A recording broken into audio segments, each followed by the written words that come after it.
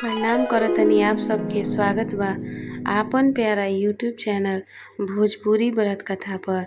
एह चैनल पर रउआ सबके रोज सुने के मिले भोजपुरी भाषा में पावन व्रत कथा, धार्मिक कहानी और भक्ति संस्कार से जुड़ल सुंदर बात। अगर रउआ भोजपुरी भाषा और अपन संस्कृति से प्यार करेले तो अभी चैनल के सब्सक्राइब जरूर करी आ घंटी वाला बटन दबा दी ताकि हर नया कथा सबसे पहले रउआ तक पहुँचे।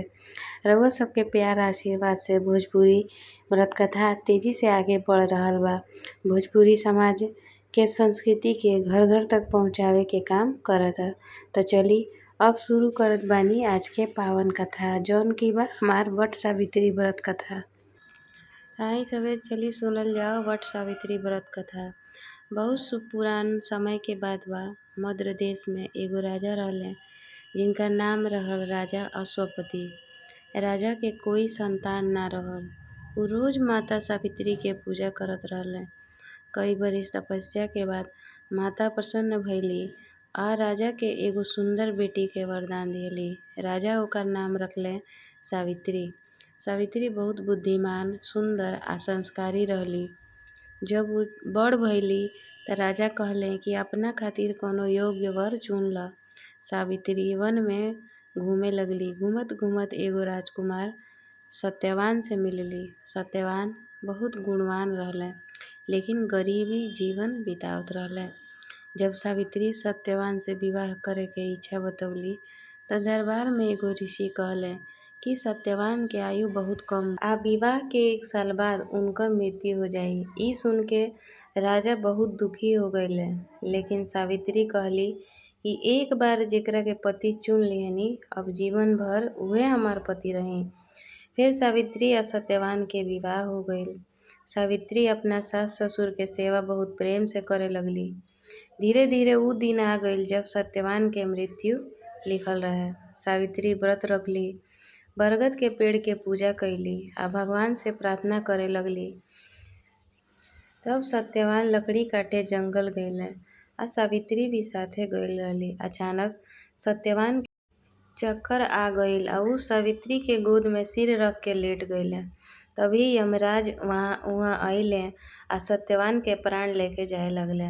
सावित्री यमराज के पीछे पीछे चल पड़ली। यमराज कहले, देवी अब लौट जाओ, लेकिन सावित्री अपना बुद्धि, भक्ति आ पति प्रेम से यमराज के प्रसन्न कर दियली। यमराज उनकरा से वरदान मांगे के कहले।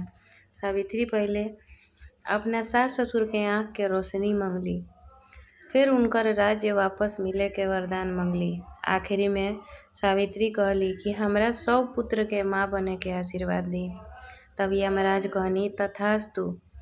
तब सावित्री विनम्रता से कहली कि पति बिना संतान कैसे होई। यमराज सावित्री के पतिव्रता, धर्म आ बुद्धिमानी से बहुत प्रसन्न हो गईले आ सत्यवान के जीवन वापस कर दियले। एही तरह सावित्री अपना पति के प्राण वापस ले अइली। तब से वट सावित्री व्रत मनावल जाए लागल। एह दिन सुहागिन महिला बरगद के पेड़ के पूजा करके अपना पति के लंबी उम्र के कामना करेली।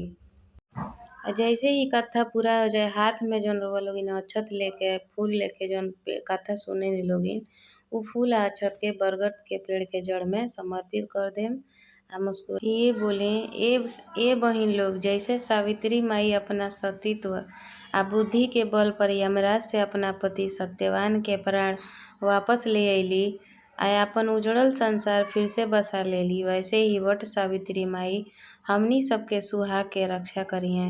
हमनी के अहवात बनल रहे, गोद भरल रहे आ घर परिवार में सुख शांति रहे। तो लास्ट में हम ये कहम, अमर रहे अहवात रउआ सबके, बरगद नियर जड़ जम जाए सुहाग के। जेई कथा सुनलस ओकरो कल्याण होखे आ जे ना सुनलस ओकरो भगवान भला करस।